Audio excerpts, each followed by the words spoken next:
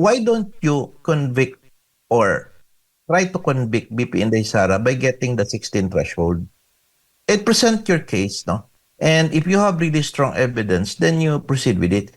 Because I think, no, the prosecution has really failed to establish yung evidence talaga na sufficient to convict, no, BP Inday Sara. It shows the weakness, no? Otherwise, if they are very strong, the evidences are very strong, hindi na sila magawa ng ganito mga pronouncement.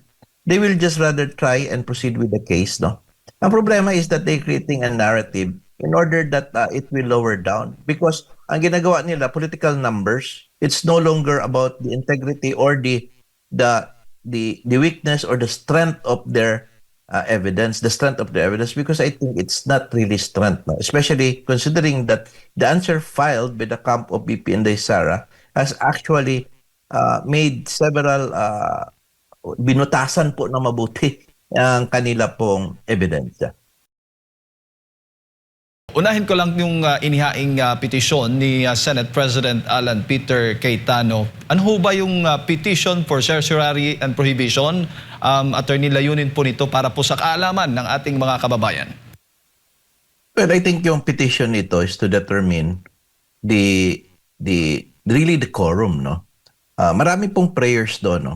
One of which is to determine kung ano ba talaga ang quorum ba is pwede baba into 22 or kaya nga yung 12.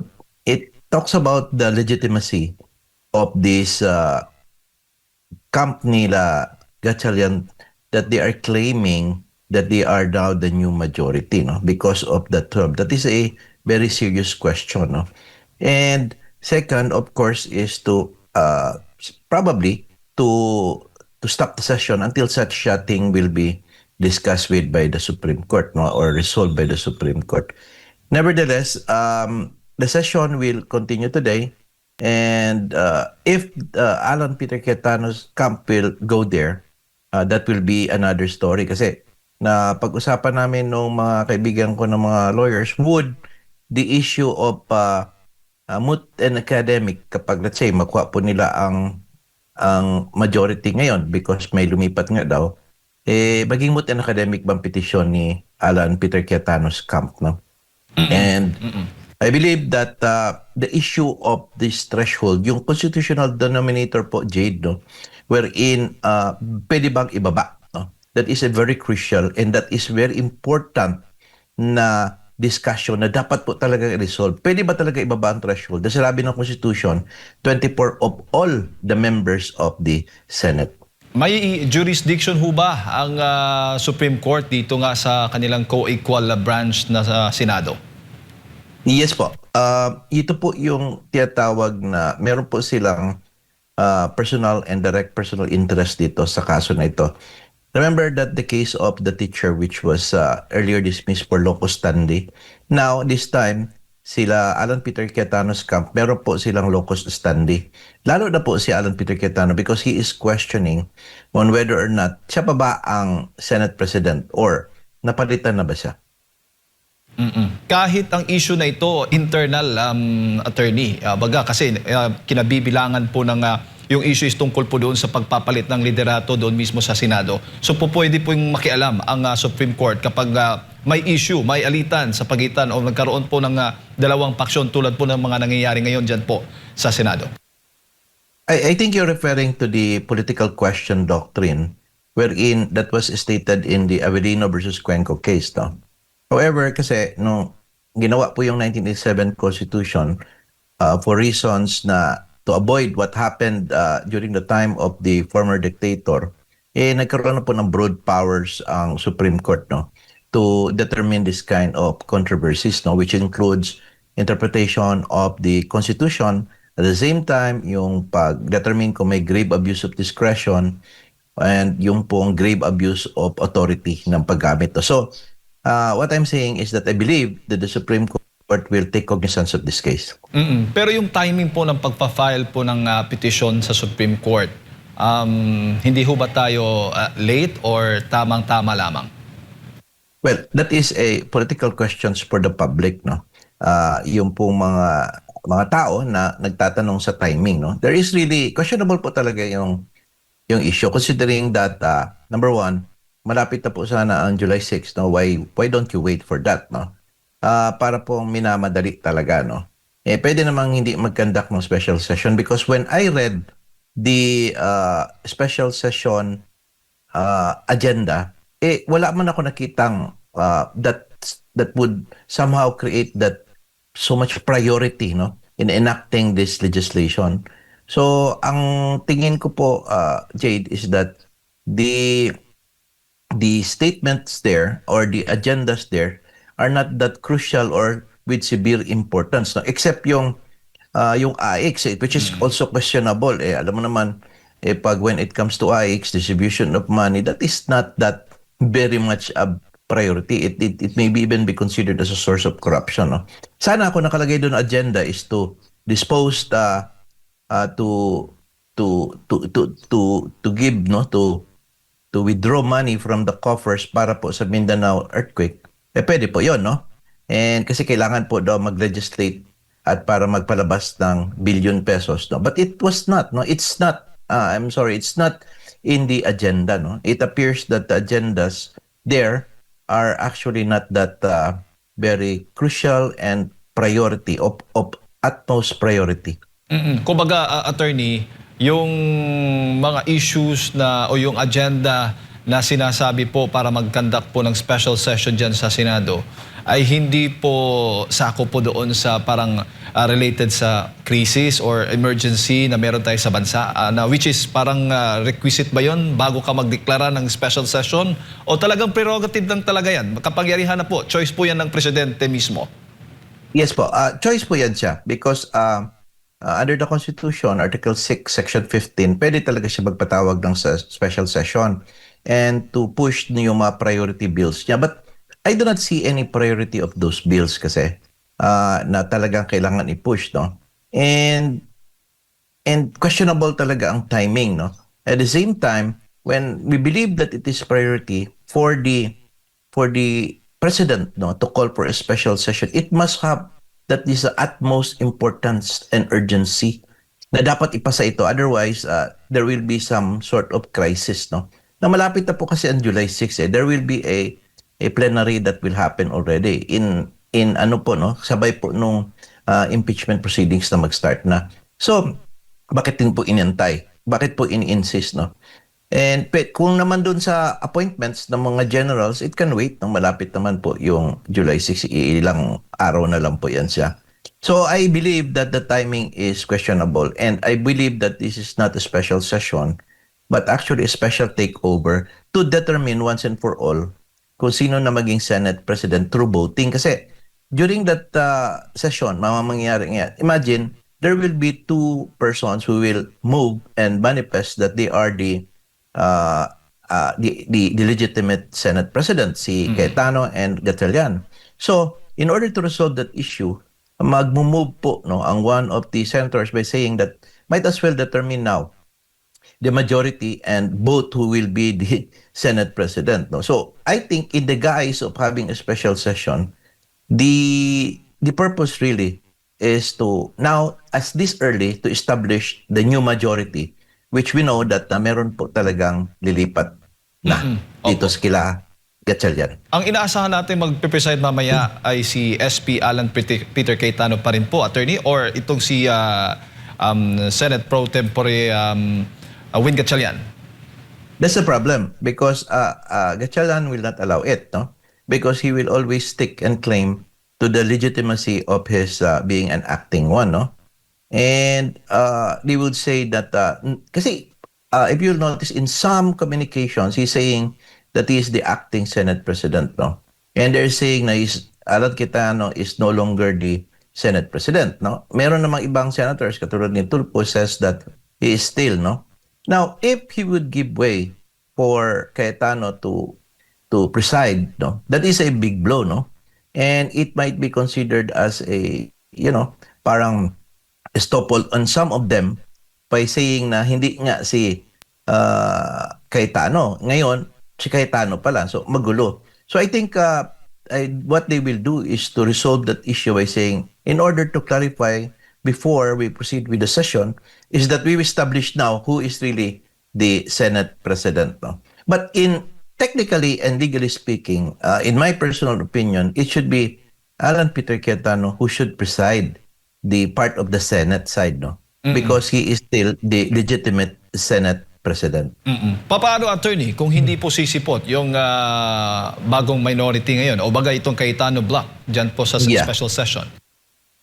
Well, that's the problem, no? Because if they would say that they will not appear because there is a pending case before the Supreme Court that needs to be resolved, and it will delay the proceedings. However, considering that there will be a 13th dahil nga may lumipat na, the other camp will always say, well, anyway, we could proceed because we have the quorum. See?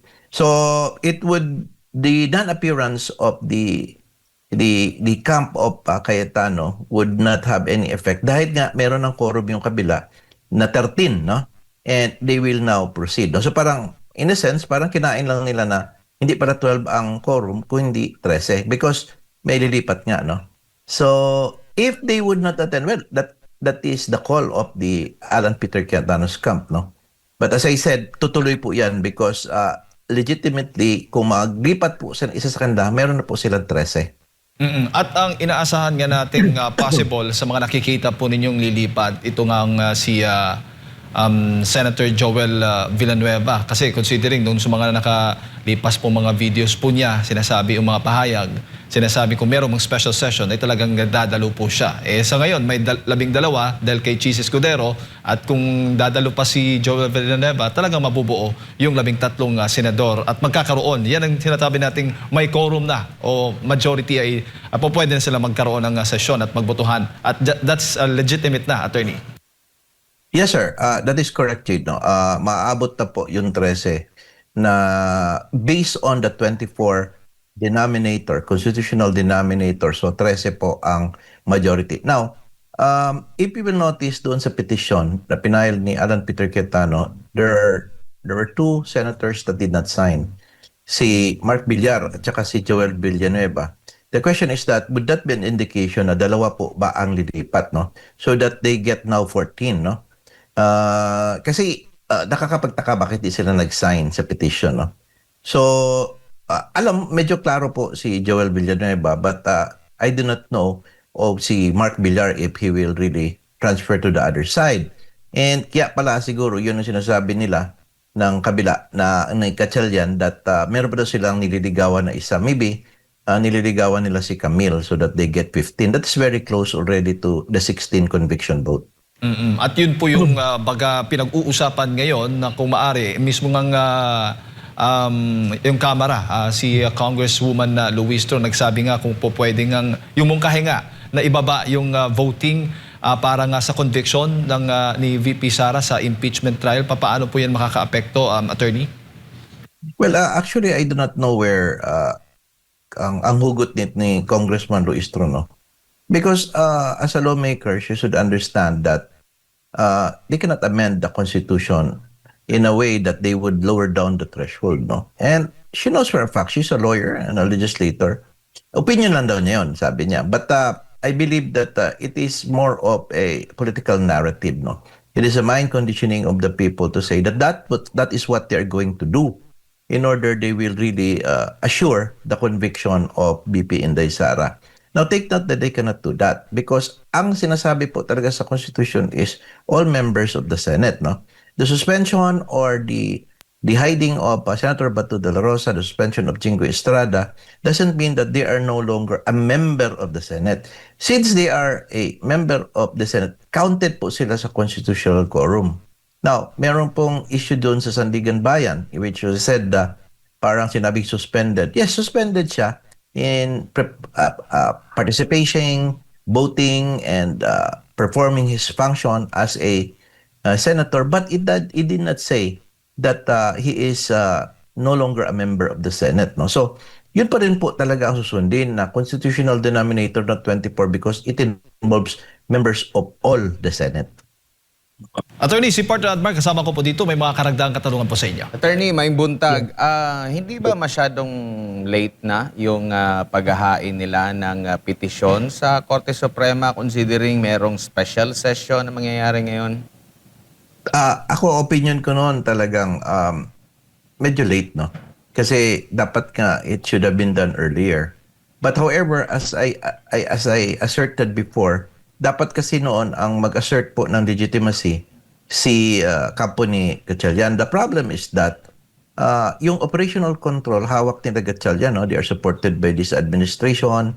Ang land bank check, sila na po ang land bank accounts, yan na po yung nakakapirma. Control po nila ang premises and they could just simply call the police and everything, DILG. No? So, ibig sabihin, while it is true that dapat po sila Gatchalian ang pwede pong mag-question, ang dapat mag-question sa legitimacy ng kanilang pag-take over kasi sila po yung nag-take over eh. And they took over by 12 votes. No? So, dapat ang magtanong, Supreme Court, meron ba talaga kaming authority? Tama ba yung ginawa namin? So, they need judicial confirmation. However, with the incident that suddenly there was a special session called by the President, I think napilitan talaga sila Alan Peter Cayetano to file that petition para at least once and for all, whether or not maging moot and academic, ito na i-file and hoping that the Supreme Court will move forward and resolve it whether or not makuha po ang majority ngayon nila Gatchalian. Kasi it is of utmost importance para po malaman po ng taong bayan at saka always po yung guidelines ba, magkaroon po talaga ng proper guideline. Ano ba talaga ang susundin natin na numero? So kailangan po yun. I think that is the main reason. No? It's a last card shot, no, or kanyang filing ni Alan Peter Cayetano's camp, no. Whether or not what would happen today, even if he will be unseated as the Senate President, well, the fact remains that may pending petition and hopefully the Supreme Court resolve it and would not just dismiss it as moot and academic. Opo. So, merong mga instances ba na kahit na, halimbawa, nagdesisyon, if ever man, no, magdesisyon ng Korte Suprema na moot na siya, pero meron pa rin doon na paliwanag na, kumbaga, yung sa mga prayer, masasagot pa rin po doon na magagamit sa future, attorney? Yes po. Marami pong instances yan. I have read in the Supreme Court, no, even if naging moot and academic, sometimes nga mali po yung relief na hinihingi by the Supreme Court for purposes of guidelines when it involves a matter of very urgent importance, urgency and very important. Especially here, meron pong kaakibat ito ng national interest. No? It is a matter of extreme importance for the country, for all the people, and for the guidelines of the other branches of our government. Kasi as we know, ang Supreme Court po yung final arbiter. Sila po yung nag-interpret. Yun po dapat ang susundin ng other branches because sila po yung may kakayahan na magbigay nito ng mga guidelines, ng interpretation ng Constitution para hindi po mawala. Kasi kung hindi pababayaan po ito na hindi po ma-resolve, no? Even if maging moot and academic, ang mangyari niyan, babalik-babalik ng issue sa kanila. Cases will be filed sa Supreme Court naman questioning. Right now, it's better to resolve it now so that at this early, habang hindi pa nagsisimula impeachment proceedings, hindi, magkaroon na po ng guidelines po ang impeachment court, pati po ang Senate, pati ang Executive Department. Now, ngayon dito po tayo sa naging suspension ni Senador Jinggoy Estrada. Ano pong nakikita niyo po rito? Kasi kung gagamitin mo yung malikot na pag-iisip, baka ito na naman yung gamitin nila, may ipakulong, tapos isuspend. So mababawasan talaga yung threshold. Ano pong masasabi niyo po dito, attorney? Yes po. Actually, basic na po yan. Dati po na yan, no? Pag meron pong na-file po na criminal case, automatic po yung preventive suspension. Now, in fact here, as I see it, 90 days ang preventive suspension ni Jinggoy Estrada. Now, the question is that, what is the purpose of this preventive suspension? Is that a penalty? And the answer is no. Preventive suspension is not a penalty. It is a means to prevent, no, the influence of by influencing the witnesses, no. Kaya nga, huwag ka muna magtrabaho, huwag ka muna pumasok, suspended ka muna, you do not have that particular authority to come to the office, no. Even if bailable, not only this non-bailable offense, even it's bailable kasi para daw hindi daw matamper ang evidence at ma-influensyahan ng mga witnesses, which is correct, no. However, it is clear po na ito pong preventive suspension is not a penalty. It did not say that you are no longer a member of the Senate. Take note that Jinggoy Estrada was voted at large, no, by the electorate, no, buong Pilipinas po na boto. And the only way that he could be removed from office is, number one, is expulsion, death, resignation, and tsaka yung incapacity, no, o yung mental incapacity niya, among other things, no. So, wala po doon yung preventive suspension. Now, of course, tama po yung statement niya na malikot ng pag-iisip, no. They will always advance the theory because the other side will always try to manipulate the narrative, no, so that yung ordinary people would say, ay, wala na, talo na because magbaba ng threshold. That's why I'm thankful that you given me the chance here so that the people will understand, no, it will not lower down the numbers of the members of the Senate because it is not a penalty.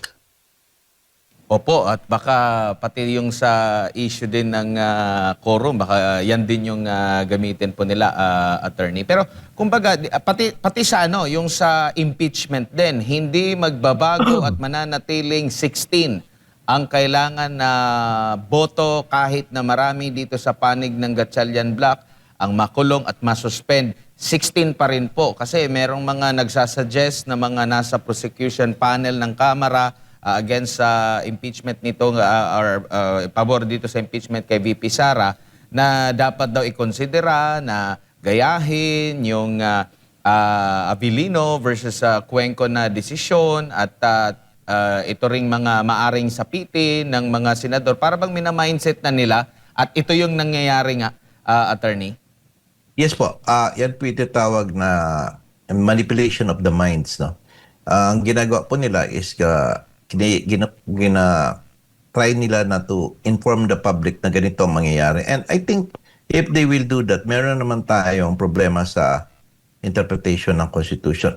Wala po kasing ibang interpretasyon, no? Klaro po talaga ang sinasabi ng Constitution na conviction involves 2/3 of all the members of the Senate, no. So, ibig sabihin, pag all of the members of the Senate po, bilang po yan, no. Ngayon, they are claiming na it should be a functioning senator. Hindi mo po sinabi po yan sa Constitution na functioning senator. And sinabi naman po, majority of all the members of the Senate, no.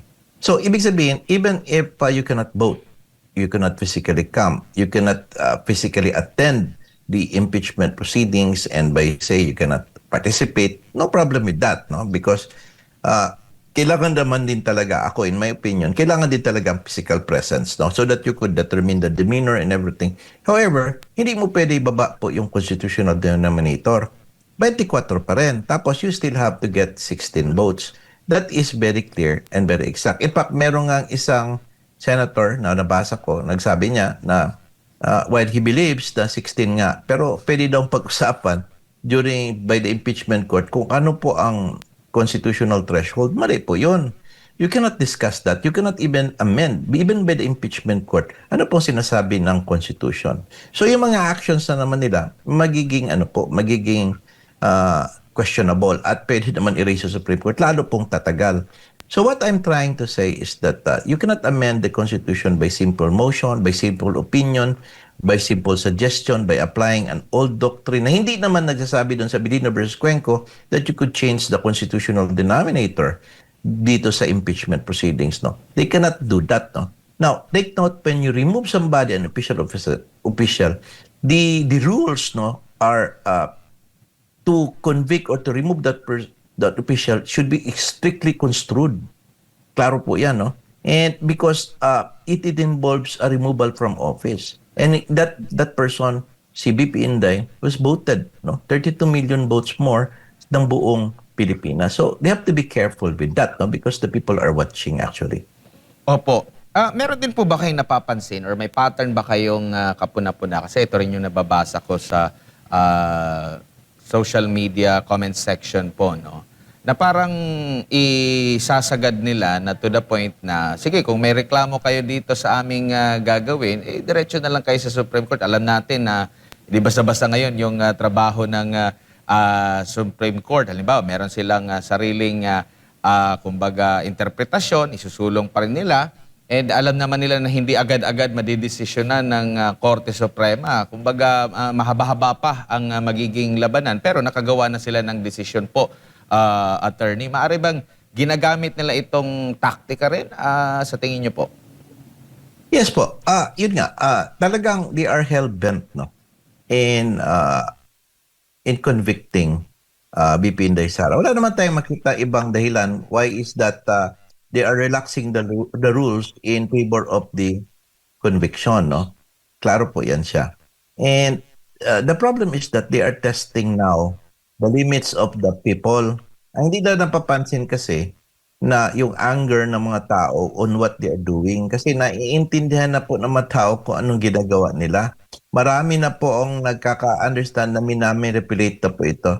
So, I hope, no, it will not reach to a point that the people will already speak, no, by going to the streets, because I am not for civil disobedience. I am not for protest actions. No.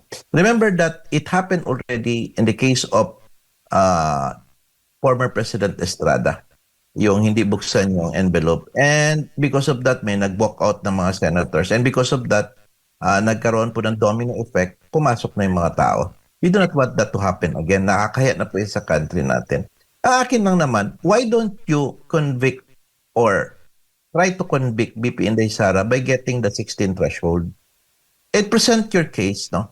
And if you have really strong evidence, then you proceed with it. Because I think, no, the prosecution has really failed to establish yung evidence talaga na sufficient to convict, no, BP Inday Sara. It shows the weakness, no? Otherwise, if they are very strong, the evidences are very strong, hindi na sila magawa ng ganito mga pronouncement. They will just rather try and proceed with the case, no? Ang problema is that they're creating a narrative in order that it will lower down. Because ang ginagawa nila, political numbers, it's no longer about the integrity or the weakness or the strength of their evidence, because I think it's not really strength, no? Especially considering that the answer filed by the camp of BP Inday Sara has actually made several binutasan po na mabuti ang kanila pong ebidensya. Opo, huli na lang po mula sa akin na attorney. Meron po bang maaring kaharapin na kaso o reklamo sakaling mapatunayan po? Kasi naririnig natin ito na kay Senadora Amy, naririnig din natin mismo si Senador Jinggoy Estrada, kay Senador Marcoleta, and itong si Senate President Alan Peter Cayetano patungkol dun sa pinipressure, kung hindi lilipat, kakasuhan. Meron po bang kaso yun ng mga ganyan? Para at least maiwasan po yan sa hinaharap na para lang magkaroon ng number, magkakaroon ng ganyan na pananakot po, aligasyon. Well, yes, sir. I consider that as a coercion, if not a grave coercion, no? Punishable under the revised penal code, no? Yung pananakot, yan din ang tawag coercion, parang blackmail ba? And we have a crime definition of that, no, under the revised penal code. Ito nga ang grave coercion. However, I believe that the proper time to file it would not be this time, no. It might be at a time that we could really seek justice, no, and file it in the proper forum that is impartial. Otherwise, kasi if we file it today, it will just be dismissed, no. So, but the grave coercion will not prescribe so much, no. I think that can be filed in 2028, no, where we can find a neutral ground really to address these grievances, no. Marami pong pwedeng i-file, no, not only that, no, but in other matters na i-file, the kidnapping cases, the usurpation, marami po talaga, but it should not be done during this time because, as I said, the administration controls both the ombudsman and the DOJ. So, futile po kung mag-file po tayo ng cases today because definitely it will be resolved against, no, or in favor of the administration allies. Opo. At bukod nga kay Senator Jinggoy Estrada, attorney, si Jade po ulit ito, may ilan pa mga senador o marami pa sa mga senador ang nahaharap sa kaso o mga reklamo. Ngayon, papaano kung lahat o itong nasa Cayetano Block ay makukulong. Itong mga senador na nahaharap nga sa mga kaso ay makukulong. Sila ho ba ay makakapag-participate? May legal na batayan ho ba yung mungkahi na pwede po silang makaboto while sila ay nakakulong? Parang ganun po yung scenario.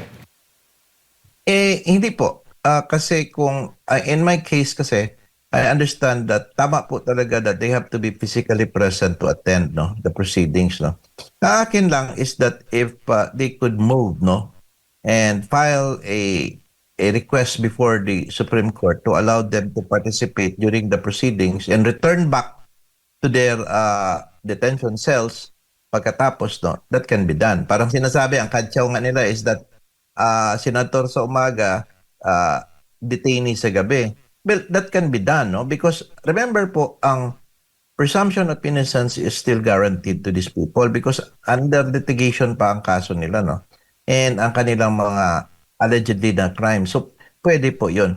However, tama po yung observation ninyo kasi in fact, Marcoleta knows that there is a warrant of arrest now na ipapile, i-reserve sa kanya. Tapos yung ICC warrants na sinasabi nilang uulan which involves Bongo. And si Camille Villar, merong pinapahiwatig na si Ombudsman Remulla ngayon na yung daw daanan, para mga things like that. So dadahanin yan sila. Siguro ang hindi lang nila mapailan ng kaso si Amy Marcos because they're also afraid. But ang point ko is that they will do everything to file at gipitin ito. So the issue po, Jade, is whether or not magbaba po yung constitutional threshold dahil nga sa hindi sila makaparticipate or i-allow sila mag-participate. That is another question. In fact, klaro po talaga na itong ginagawa talaga, panggigipit ito. And as I said, I hope hindi nyo po talaga pilitin na to put the back of the people against the wall. Baka kasi yung tipping point ba, mag-explode na po. Opo, at gaano ho ba kabilis ang pag-amyenda ng ating konstitusyon na attorney? Kung sakali mang babaguhin yung constitutional threshold nga, lalo na dito sa issue nga ng impeachment laban kay Vice President Sara Duterte. I think they will not do a amendment of the Constitution by way of Constitutional Assembly, because it will take a long time and there will be a plebiscite. Kasi the only way that you could amend the Constitution, meron po tayong CONCON, may CONAS, tapos magpe-plebiscite pa yan. Ang kinakatakutan ko po yung ipilit po nila, by saying na since they are not functioning senators, then we lower down the threshold and cites the Avellino versus Cuenco case and everything. And tama po yung observation ninyo, decision na namin, bahala na later na i-decide ng Supreme Court, di ba? So, in that particular way kasi, I think the Supreme Court will issue now a status quo or TRO for that matter to determine yung 24 before the impeachment proceeding should proceed, para magkaroon na po ng clear-cut guidelines sa ngayon. Kasi if hindi po makagawa ng resolution na ganyan tapos biglang nagkaroon ng paspasan na pag-decide sa impeachment case, baka rin magiging parang fait accompli na lang, Kasi nang ganyan na tapos na natanggal na kaya nilang gawin yun. So, but I believe na hindi naman din papayagan din ng Supreme Court yan because that is also their mandate, that is also their duty to act on it. And this is a matter of national importance that they should be decided promptly and immediately. Kasi nakikita po natin ngayon, attorney, lahat posible dahil nga hawak mo yung mga ahensyang ito o mga opisinang ito. Kaya kung sakali mong gugustuhin talaga nila, ay talagang mangyayari. Anong tingin po ninyo? Yes po, sir. Actually, they are doing everything. In fact, yung mga impossible things has become possible. And talagang this administration has proven and has shown to all of us right in front of our face that they could do anything that they would want to do. In fact, yun nga ang kantsaw is that not only now bending the law, it's already twisting the law. Not only this administration, but the allies in the legislative department. So, well, that is what they do and they think that they are powerful at this very moment. But as I always say, the long arm of the law will really catch up with you. Hindi po papayag po ang batas na hindi kayo papanagutin. Kasi sino ba mag-aakalang magkakaroon ng ganoong senaryo noong June 3? na sesyon po dyan sa Senado. Baga, kung gugustuhin talaga ng kabilang kampo, ganun talaga ang mangyayari. Ito na nga, ito nang nagkakaroon na ng, nagkakaganito na ang Senado ngayon, attorney. Yes, sir. In fact, alam mo, Jade, no, if you will notice, no, never in our history na this kind of aggressiveness by trying to bend and twist the law has been done, no? It shows that pattern of aggressiveness para ganing walang kinakatakutan ang nagde-decide. He doesn't care. Wala na pong moral conscience and talagang, okay, go. And I believe that I'm thinking about it, why they are doing this psychologically, because sabi ko nga always, it is what we call self-preservation. They have to protect themselves from what will happen in the future. So they will have to remove all those roadblocks para to cover up the things that they have done by doing the impossible up to the extent of bending, if not twisting the laws. Lalo na kahapon doon sa naging press conference na sa halip ay Blue Ribbon Committee hearing sanang inaasahan natin, kasama po yung Brave 18 at yung mga bagong lumantad na mga testigo. Ay ito nga ay pilit na para bang ano bang dating po para sa inyo yung nangyari kahapon? There were reports actually that ginipit po daw yung may-ari ng Double Gem. Sinabihan daw allegedly na kakasuhan sila if they will allow the BRC. So there were some negotiations na, sige, hindi na lang, press conference na lang gagawin, wag lang mag-BRC. And I think what happened was that hindi natuloy ang mga senators siguro ang gusto nila, ayon lang magkagulo. At the same time, yun pong mga taga-Double Gem, hindi rin madamay, no? So, it was really a sacrifice, no? But as I said po, Jade, kung hindi man yun naging Blue Ribbon Committee hearing kahapon, I think it was a People's Committee hearing. Because the people, the public, ang taong bayan po, interesado to talaga malaman ang whole story. I'm saying whole story kasi because there are two sides of the coin. Hindi natin sinasabi ang buong katotohanan because kailangan natin mapakinggan po yung other side of the coin, yung inakusahan. That's why I was saying is that if you want to participate and give your side of the story, you participate and allow these people to talk in the proper forum wherein you could confront and cross-examine them. Then you present evidences to prove that they are wrong so that you could file a case against them. Not hide behind the microphone and just simply deny. Because denial is the weakest form of evidence under the rules on evidence. No?